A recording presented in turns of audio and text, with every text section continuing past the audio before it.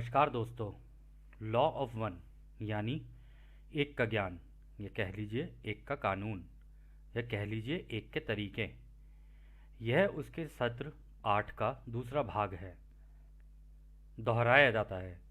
इस किताब के द्वारा दी गई सभी जानकारियाँ और सूचनाएं आप जान भी सकते हैं, मान भी सकते हैं, नज़रअंदाज भी कर सकते हैं और सिरे से खारिज भी कर सकते हैं। तो दोस्तों, इससे पहले हम आगे बढ़ें, एक सवाल था जो पिछले सत्र में छूट गया था, तो उस सवाल से हम शुरुआत करते हैं, फिर आगे बढ़ेंगे। तो वह सवाल था कि डॉन पूछते हैं, इन विमानों की सबसे तेज गति क्या है? तो रा कहते हैं, इनकी गति तुम्हारी धरती की ऊर्जा को यदि 2 बार गुणा कर दे तो उतनी है। यह ऊर्जा बदलती रहती है। जिसको तुम रोशनी की गति बोलते हो, यह उसकी आधी है। ये इसलिए है कि इसके आकार अभी ठीक नहीं हैं। तो दोस्तों, इसके आगे हम इसी सत्र को आगे बढ़ाते हैं जहाँ से ये छूटा था। तो अगला सवाल डॉन करते हैं, उन्होंने चार्ली हिक्सन के साथ क्या किया जब वो उनको अपने विमानों में लेकर गए? तो रा कहते हैं, वो उसके अनुभवों को जानना चाहते थे, जिसको तुम युद्ध बोलते हो, क्योंकि वो तुम्हारी आर्मी में था। तो अगला सवाल डॉन कहते हैं, उन्होंने इसका इस्तेमाल कैसे किया? तो रा कहते हैं, ऐसे मानकर चलना कि एक सभ्यता है जिसे सिनेमा या फिल्म देखना अच्छा लगता है। उनको एक हीरो की भावनाओं और अनुभवों को देखना अच्छा लगता है। इन अनुभवों को वो चार्ली से सीखना चाहते थे, क्योंकि उनको तुम्हारी आर्मी में हीरो माना जाता था। तो डॉन कहते हैं, क्या चार्ली भी इसी सभ्यता का हिस्सा थे जो यहाँ जन्मे थे? तो रा कहते हैं, नहीं, चार्ली का इस सभ्यता से कोई लेना देना नहीं था। तो फिर डॉन कहते हैं, क्या वो उससे युद्ध के अनुभवों को सीखना चाहते थे? तो रा कहते हैं, हाँ, तुम ठीक कह रहे हो। तो अगला सवाल डॉन करते हैं, क्या ये सभ्यता के लोग दिखने में साधारण से हमारे जैसे थे? क्योंकि चार्ली के बयान से तो वो दिखने में अलग लग रहे थे।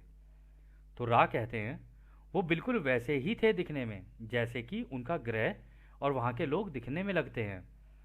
हर ग्रह के लोग दिखने में अलग हो सकते हैं, जैसे कि तुम इस मिट्टी, पानी और अन्य कणों से बने हो, वैसे ही वो अपने ग्रह के कणों से बने हैं। हालांकि वो तुमसे दिखने में ज़्यादा अलग नहीं थे। जब हम भी तुम्हारे बीच में आए थे तो तुम्हारे जैसा रूप धर कर आए थे। यदि हम अपनी असली रूप में आते तो दिखने में रोशनी के जैसे लगते। तो डॉन कहते हैं, जो चार्ली से मिले थे वो किस घनत्वता के थे?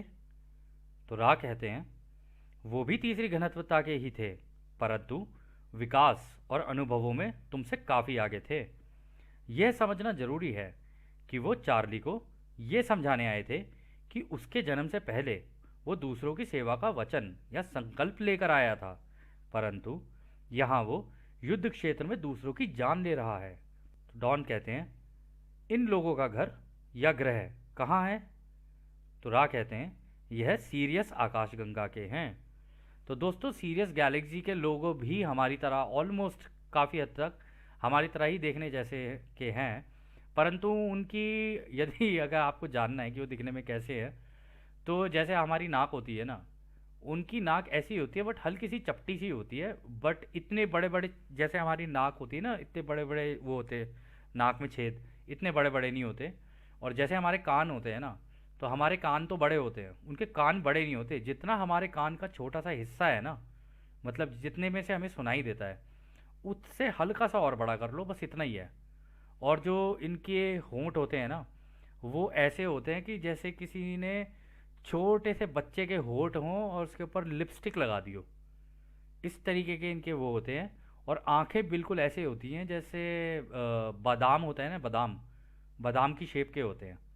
और सुंदर सुंदर आंखें होती हैं, अलग अलग रंग की होंगी पर सुंदर सुंदर आंखें। और जो इनकी भौहें होती हैं वो क्या कहते हैं, बहुत ही हल्की होती हैं।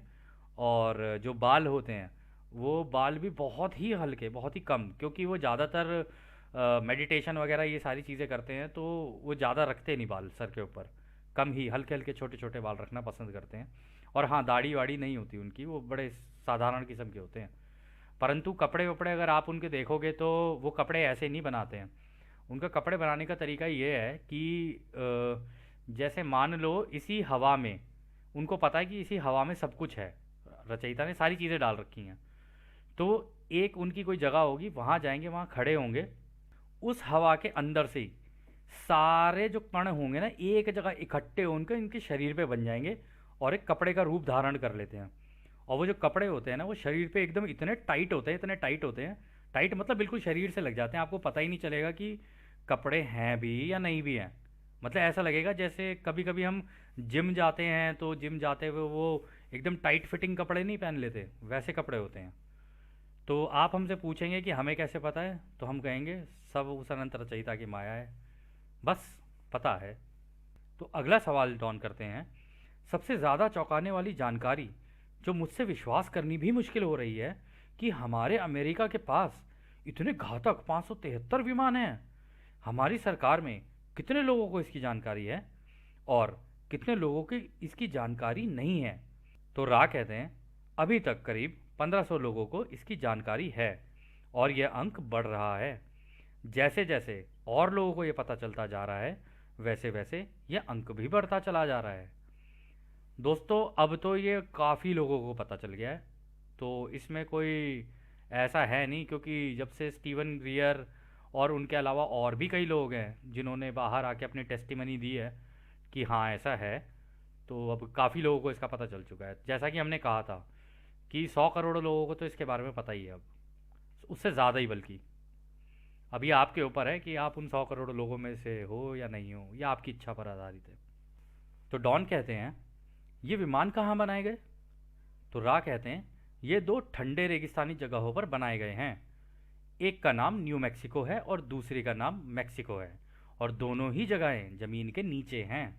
तो डॉन कहते हैं क्या आप सच कह रहे हैं कि इसका निर्माण मैक्सिको में हुआ है? तो रा कहते हैं हाँ यह ठीक है।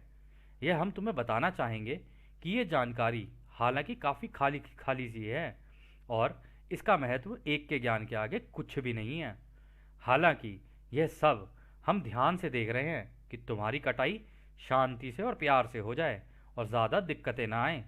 तो दोस्तों अगर ये कह रहे हैं ना कि आपकी कटाई शांति से और प्यार से हो जाए, तो ज़रूर इनको कुछ ऐसा पता है कि शायद हम दिक्कत में आने वाले हैं या दिक्कत में हैं। तो डॉन कहते हैं हाँ मैं जानता हूँ कि ये जानकारी एक के ज्ञान के आगे कुछ भी नहीं है, परंतु यह इतनी चौंकाने वाली बात है कि मुझे तो तुम पर भी विश्वास नहीं हो रहा है। अभी तक तो मैं आपकी सभी सभी बातें मान रहा था, जान रहा था, परंतु ये बहुत ही ज़्यादा चौंकाने वाली है। हमारी सरकारें हमसे इतना बड़ा झूठ कैसे बोल सकती हैं और इतनी बड़ी बात कैसे छुपा सकती हैं कि 27 साल से ऐसे घातक अंतरिक्ष विमान उनके पास हैं। मुझे माफ़ करना मेरे भाई कि मैं ऐसे बर्ताव कर रहा हूँ, परंतु मैं अपने काम में ईमानदार रहूँगा। यह मेरी निष्ठा है। यह अभी भी मुझसे विश्वास करना मुश्किल हो रहा है कि हमारे देश ने पड़ोसी देश मेक्सिको में ये बनाए हैं। अगर मैं गलत नहीं हूँ तो आप ये कह रहे हैं कि ये हमारे लोगों ने बनाए हैं और मैं इनमें बैठकर घूम भी सकता हूँ। क्या ये कहना सही है? तो रा कहते हैं नहीं, यह कहना गलत है। तुम इसमें नहीं बैठ सकते हो। यह तो अमेरिका ने हथियार की तरह इस्तेमाल करने के लिए बनाए हैं। तो डॉन कहते हैं तो इसका मतलब इसमें कोई इसे बैठकर नहीं चलाता है, तो इसमें कोई पायलट नहीं है ना? तो रा कहते हैं हाँ यह सही है। तो डॉन कहते हैं तो ये चलाए कैसे जाते हैं? तो रा कहते हैं इनको एक कंप्यूटर द्वारा दूर से रिमोट कंट्रोल करके चलाया जाता है। तो दोस्तों ये 1981 की बात है कि दूर से रिमोट कंट्रोल से क्राफ्ट चलाए जाते हैं। तो यानी ड्रोन्स की जो टेक्नोलॉजी जो अब हमारे हाथ में है वो 1981 में हो चुकी थी, या कह लो उससे पहले, क्योंकि ये तो कह रहे हैं ना उससे भी 27 साल पहले ये टेक्नोलॉजीज थी। तो डॉन कहते हैं तो इसको मैक्सिको में ही क्यों बनाया गया? तो रा कहते हैं वो इसलिए क्योंकि वहाँ के रेगिस्तान में दूर तक कोई आबादी नहीं है। इसलिए तुम्हारे और मेक्सिको की सरकार ने मिलकर इसे ज़मीन के नीचे बनाया है। मेक्सिको की सरकार के ऑफिसरों को ये नहीं पता था कि ये किस जगह और किस काम के लिए इस्तेमाल होंगी, क्योंकि उनको लगा था कि यह जगह वैज्ञानिक तरीकों के प्रशिक्षण द्वारा जीवाणु, बैक्टीरिया और वायरस फैलाने वाले हथियार बनाने के लिए की गई थी। तो दोस्तों, ये अभी का खेल नहीं है, ये बहुत पुराना है। जय हो अनंत रचयिता की जय हो। तो आगे डॉन कहते हैं, क्या इसी तरीके के विमान में डैन फ्राई को ले जाया गया था? तो रा कहते हैं, नहीं, डैन फ्राई की सोच को हमने उसकी ध्यान अवस्था में अपने विमान में बैठाया था, ताकि हम उसे वो जानकारियां दे सकें कि रचयिता की अनंत बुद्धिमानिता का इस्तेमाल अनंत ऊर्जा का कैसे पता लगा सकते हैं और अपने लोगों की मदद कैसे कर सकते हैं। तो दोस्तों, डैन फ्राई जो था ये एक साइंटिस्ट था। इसका अंदर से ही मन ऐसा था कि जैसे टेस्ला का था ना कि मैं दुनिया को फ्री में दूंगा एनर्जी, इसका भी कुछ ऐसा ही था कि मैं दुनिया के लिए फ्री में करना चाहता हूँ काम। पर जैसा कि आपने देखा है कि फ्री में तो कुछ नहीं मिलेगा, फ्री में मिल गया तो फिर तो कहानी चेंज हो जाएगी। तो ऐसा नहीं किया गया इस किताब के मुताबिक। और आपने भी सुना होगा, अभी बीच में भी जब हम छोटे हुआ करते तो एक बात चली थी कि पानी से चलने वाली गाड़ियाँ आ गई हैं। अगर गाड़ियाँ पानी से चलने लग गई तो तेल की ही ज़रूरत नहीं पड़ेगी, और तेल की ज़रूरत नहीं पड़ेगी तो आप समझ ही सकते हैं। खैर, समझदार तो आप हैं ही, क्योंकि मार्क इधर है और तेजा यहाँ है। तो फिर डॉन कहते हैं, क्या कोई तरीका है जिससे हम आपके महासंघ से सीधे सीधे मुलाकात कर सकें?